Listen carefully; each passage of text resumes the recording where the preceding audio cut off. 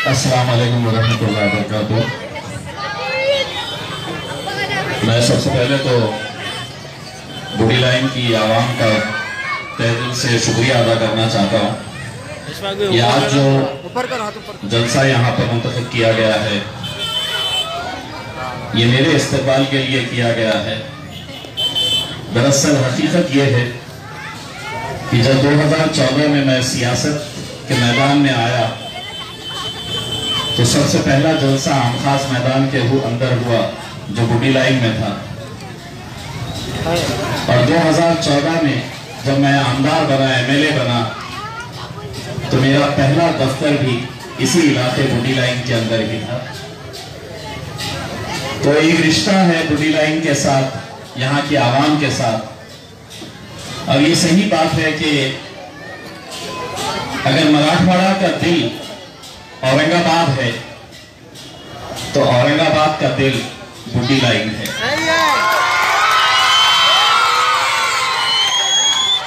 ये एक ऐसा इलाका है जो शायद बाहर से जो भी शख्स, जो भी परिवार, जो भी फैमिली औरंगाबाद आती है, शायद ही कोई होगा जो बूढ़ी लाइन इलाके में नहीं आता होगा। इसकी एक अलग पहचान बनी है। और मुझे खुद बड़ा अफसोस होता था जब इस इलाके से जब मैं गुजरता था और देखता था कि यहाँ के सड़क की हालत कितनी खराब है। मुझे 2 साल हो गए हैं, 2 साल से ज्यादा का अरसा हो गया है मेंबर ऑफ पार्लियामेंट बने हुए। ये काम उसूलन 2 साल पहले ही हो जाना चाहिए था, लेकिन जैसा आपको समीर साजिद साहब ने बताया कि मैं जैसे ही चुन के आया, मेरे पीछे पीछे कोरोना भी चला आया। और उसके बाद ये हुआ कि मोदी साहब ने 2 साल के लिए हमारा पूरा जो MP फंड होता है, जिसके जरिए हम ये ऐसे छोटे कुछ सड़कों के काम है, कुछ लाइट के, कुछ ड्रेनेज के काम है, कोई सभागृह बनाना है, तो वो काम हम उन पैसों से कर सकते। लेकिन 2 साल से दिक्कत मेरी ये है कि केंद्र सरकार के अंदर भारतीय जनता पार्टी की सरकार है, वो 1 पैसा देने के लिए तैयार नहीं। और महाराष्ट्र में कांग्रेस, NCP और शिवसेना की सरकार है, उन्होंने भी तय किया है कि हम किसी को भी दे देंगे, लेकिन ये MIM के सांसद को नहीं देंगे। लेकिन उसके बावजूद भी आप लोगों की दुआओं की बदौलत मुझ में अल्हम्दुलिल्लाह ये कला तो है ही कि पैसे कैसे निकालना है, उनके पास से मैं निकाल के लाता हूं।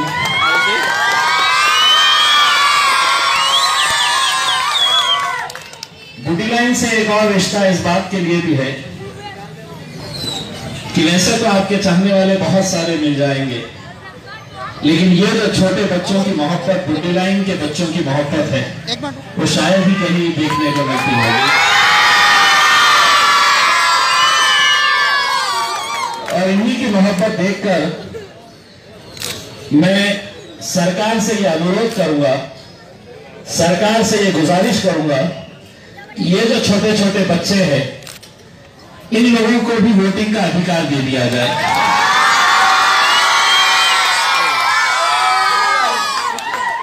और यकीन मानिए, अगर ये बच्चों को वोटिंग का अधिकार मिल गया तो ये सब नीचे हो जाएंगे, ये बच्चे पूरे ऊपर हो जाएंगे।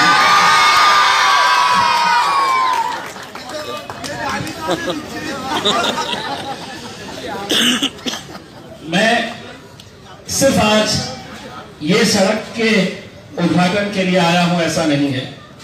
आज दोपहर में ही हमने हमारे नासिर सिद्दीकी साहब के वार्ड में 50 लाख रुपए के रोड के काम का इफ्तिताह किए हैं। आज 2 दिन पहले हमने रावरसपुरा इलाके में एक सड़क के काम की शुरुआत की। ब्रिजवाड़ी इलाके के अंदर हमने एक सभागृह बनाने का काम शुरू किया। चंपा चौक के ऊपर हमारे फिरोज खान साहब के और आरिफ हुसैनी साहब के वार्ड में बाहर होटल के सामने हमने रोड का टुकड़ा बनाया। तो पड़ोस के कॉर्पोरेटर कलीम कुरैशी साहब ने कहा कि मेरे ही इलाके के अंदर थोड़ी रोड बढ़ा दे। वो रोड का काम भी अल्हम्दुलिल्लाह हमने शुरू किया। ये इतने सारे काम अगर हो रहे हैं तो यकीन मानिए इसका क्रेडिट अकेले मुझे नहीं जाता है। मैं अगर उनसे लड़कर लेकर आता हूं तो जब मैं लड़ता हूं तो मुझे मालूम है कि ये लड़ाई मैं अकेले नहीं लड़ रहा हूं, मेरे पीछे इस लड़ाई के अंदर इतने सारे लोग मेरे साथ शामिल हैं।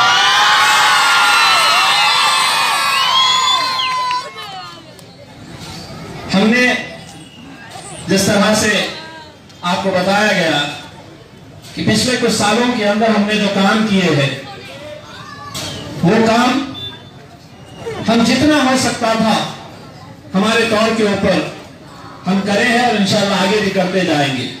लेकिन एक बात आप लोगों को भी समझना बहुत जरूरी है कि आज जिस तरह की रुकावटें हमारे सामने पैदा की जा रही है, आज जिस तरह से हमारे हर काम में दखल अंदाजी की जा रही है, हमें हमारा काम नहीं होना इसके लिए कैसा प्रेशर लाया जा रहा है,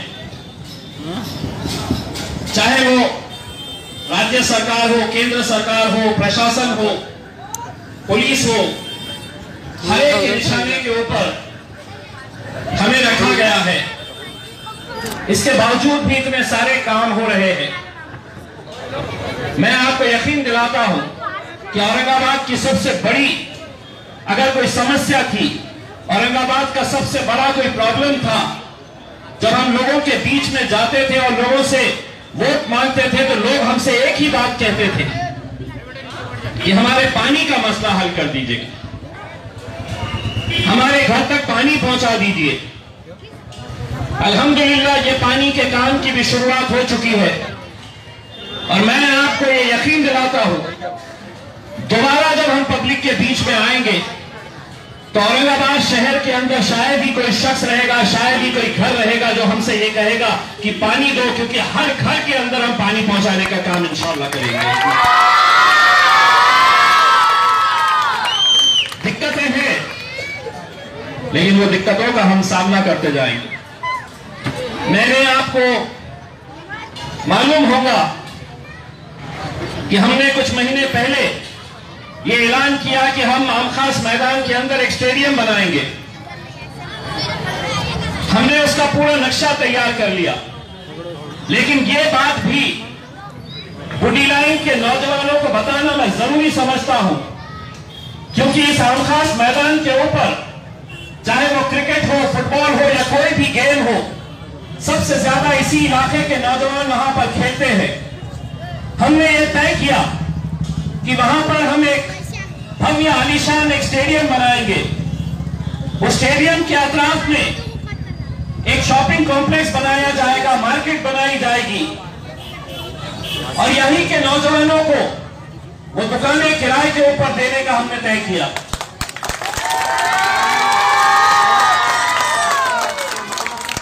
लेकिन एक बड़ी रुकावट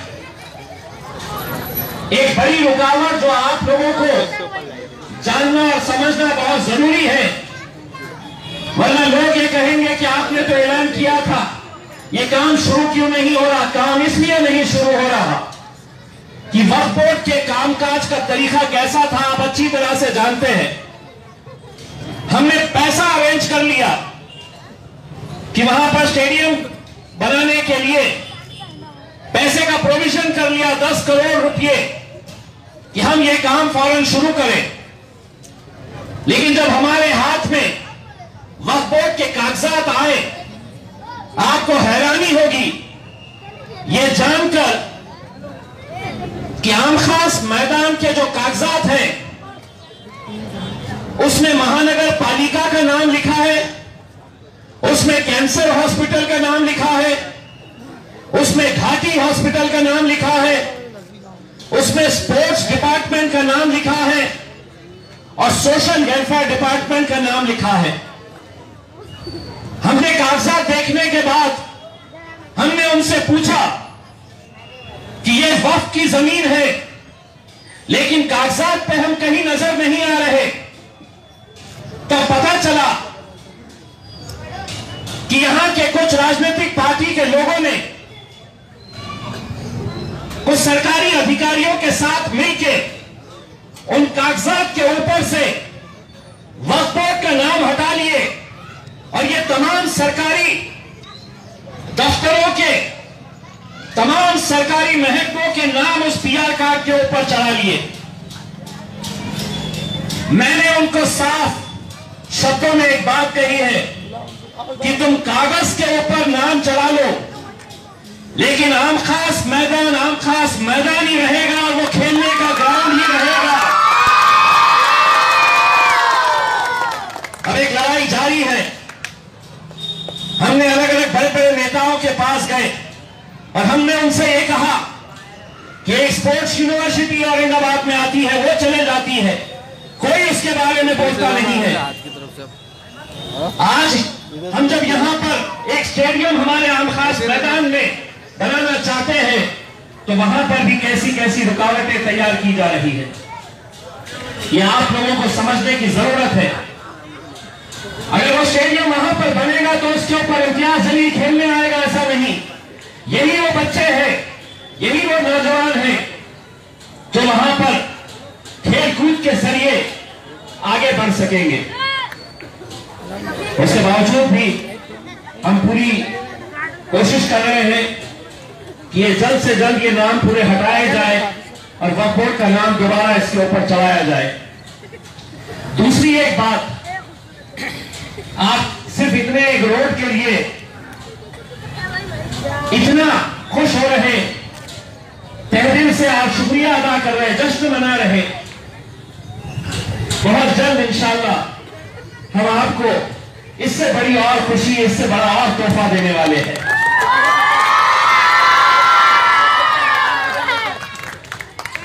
ये जो नेहरू भवन आप देख रहे हैं, ये नेहरू भवन किसी जमाने में औरंगाबाद का सबसे पुराना, हमारे कोई भी कार्यक्रम होते तो इसी नेहरू भवन के अंदर होते, कोई भी मीटिंग्स होती तो इसी नेहरू भवन के अंदर होती। लेकिन आज उस नेहरू भवन की हालत क्या है आप भी देख सकते हैं। न कुर्सियां हैं, खंडर हो चुका है। मैं पिछले लगातार 6 सालों से इसके पीछे लगा था कि हम नेहरू भवन को एक भव्य इमारत के अंदर तब्दील करें। मुझे यह बताते हुए खुशी हो रही है कि आज से 4 दिन पहले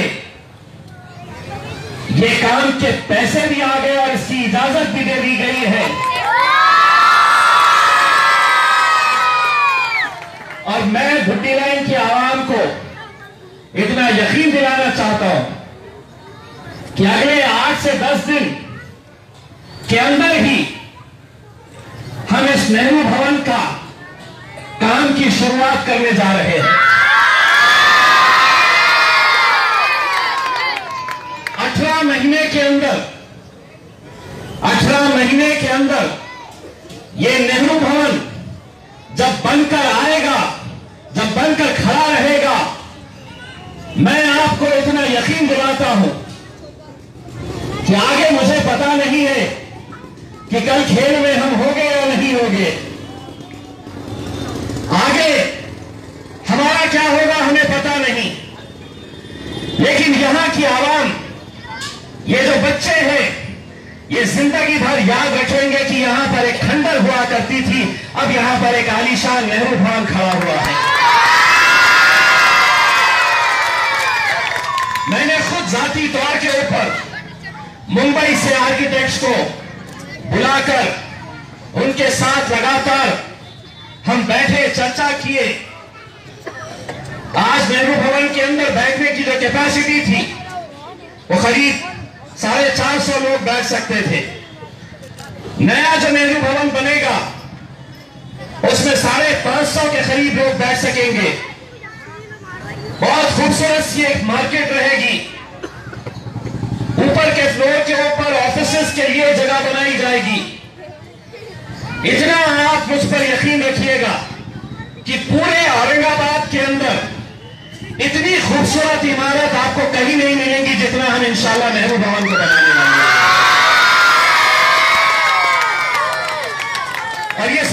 मुमकिन हो रहा है कि आप लोगों की दुआएं हमारे साथ है, आप लोगों के साथ है, आप लोगों की ताकत है कि जिसकी वजह से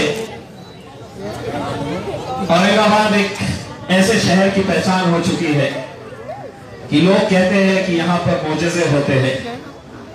ये वही शहर है कि जिस पर अल्हम्दुलिल्लाह पूरे हिंदुस्तान को ये दिखाया है कि अगर हम एक प्लेटफॉर्म के ऊपर एक ताकत बनकर खड़े रहते हैं तो हम क्या कर सकते हैं।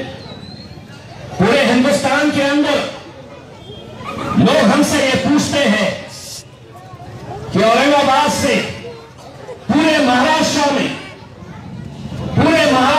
में इकलौता एक मुसलमान एमपी चुनकर आता है और वो मेरे औरंगाबाद शहर से आता है। ये कैसे मुमकिन हुआ? इसलिए मुमकिन हुआ कि आप लोगों ने उसे एक जहती का सबूत दिया और आपने वो नामुमकिन काम को मुमकिन करके दिखाया। लोग कहते थे कि ये मुमकिन ही नहीं है। मुझे आज भी मालूम है इस बुटीराइन इलाके के अंदर भी ऐसे कई लोग थे जो हम पर उंगलियां उठाते थे। कई ऐसे लोग थे हमारे अपने जो ये कहते थे कि नहीं जीत सकते। कई लोग कहते थे वो सेटिंग हो गई है, मुमकिन ही नहीं है। लेकिन जब एक प्लेटफॉर्म के ऊपर आए हमने तो अल्हम्दुलिल्लाह हमने वो करके दिखाया कि आज जब हम उत्तर प्रदेश जाते हैं, बिहार जाते हैं, दिल्ली जाते हैं तो हम लोगों से यही कहते हैं कि अगर हमने ये औरंगाबाद में करके दिखाया है तो इंशाअल्लाह हम उत्तर प्रदेश में भी करके दिखाएंगे। आवाम की ताकत क्या होती है ये आप अच्छी तरह से जानते हैं। कुछ दिन पहले आपने देखा होगा इसी इलाके से हमने मुंबई के लिए तिरंगा रैली निकाली थी। सारी हुकूमत एक तरफ, महाराष्ट्र की पूरी पुलिस एक तरफ, पूरी ताकत लगा दिए कि हम मुंबई तक नहीं पहुंच सके। हर 50 किलोमीटर की दूरी के ऊपर बैरिकेड्स लगा दिए, पुलिस की फौज खड़े कर दिए कि हम मुंबई तक नहीं पहुंच सके। लेकिन उसके बावजूद भी मैंने उनसे कहा था कि मुंबई तो हम आएंगे और मुंबई अल्हम्दुलिल्लाह अगर हम गए तो इसलिए गए कि हुकूमत जानती थी प्रोग्राम में मैं फोन कि ये अकेले की ताकत नहीं है, ये अकेला नहीं कर सकता है। उसके पीछे जो ताकत है वो ये ताकत अल्हम्दुलिल्लाह ये लोगों की और हमने वो करके दिखाया है। दोस्तों, आज जिस दौर से हम गुजर रहे हैं एक बहुत मुश्किल घड़ी का दौर है जहां पर सिर्फ हमें निशाने पर रखा जा रहा है। आज अल्हम्दुलिल्लाह औरंगाबाद के वो गैर कौम के लोग जिन्हें ये डर दिखाया गया था कि अब मजलिस का मेंबर ऑफ पार्लियामेंट चुनकर आया है, मजलिस का एमपी चुनकर आया है, तो अब शहर के हालात खराब हो गए, शहर का माहौल खराब होगा। लेकिन यकीन मानिए कि जितनी मोहब्बत आप अपने एमपी से करते हैं आज उतनी ही मोहब्बत औरंगाबाद शहर के गैर कौम के लोग भी हमारे साथ करने लगे। क्योंकि जब हम ये सड़क बना रहे हैं तो किसी एक जात के लिए नहीं बना रहे। आराम से हम शहर में पानी लाने की कोशिश कर रहे हैं तो किसी एक मजहब के लिए, किसी एक जात या किसी एक धर्म के लिए नहीं कर रहे, हम सभी के लिए कर रहे हैं। इसीलिए उन्हें यह एहसास हो रहा है कि हमने इतने सालों तक क्या खोया है। आज हम ईमानदारी के साथ कोशिश कर रहे हैं। बस मेरा आप लोगों से यही इल्तिजा है, आने वाले कुछ महीनों के अंदर हो सकता है कि महानगर पालिका का इलेक्शन आ जाए, महानगर पालिका का इलेक्शन आ जाए। ख्वाहिशमंद बहुत सारे लोग होते हैं, बहुत सारे लोग ख्वाहिशमंद होते हैं कि हाँ मेरा भी नंबर लगना चाहिए, मैं भी जाना चाहिए महानगर पालिका। लेकिन यकीन मानिए क़यादत उस वक्त खड़े होती है जब आपके कायद ने किसी के ऊपर हाथ रखा तो सारी आवाम उसके ऊपर लब्बैक कहना चाहिए। और अगर आप ये करते हैं तो मैं आपको यकीन दिलाता हूं कि जिस शहर के अंदर आपने एक एमएलए दिया, जिस पूरे राज्य के अंदर महाराष्ट्र के अंदर आपने एक एमपी दिया, मैं आपको जबान देता हूं अगर वही एक जयती का सबूत दिए तो इंशाअल्लाह महानगर पालिका के ऊपर भी मजलिस का झंडा हम लहराएंगे।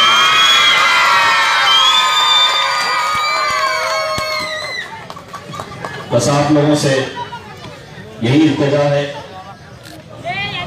अकील भाई ने बातों बातों में ये बताया है कि पुलिस वाले बहुत परेशान करते हैं। इतनी अच्छी सड़क बन गई है, मैं अकील भाई से दरखास्त करूंगा कि जितने भी व्यापारी लोग हैं उनके पास से कूपन लेके हमें दे दे ताकि हम जब भी आए तो यहाँ पर पान चाय ये वस्तु जो भी रहेगी वो हमको मिल सकता है तो हम पुलिस वालों को भी। और जितने भी लोग स्टेज के ऊपर बैठे हैं उन सभी को जब तक ये सड़क रहेगी अच्छी तब तक सागर होटल के अंदर फ्री में खाना मिलेगा करके ये ऐलान कर दे आप तो ज्यादा।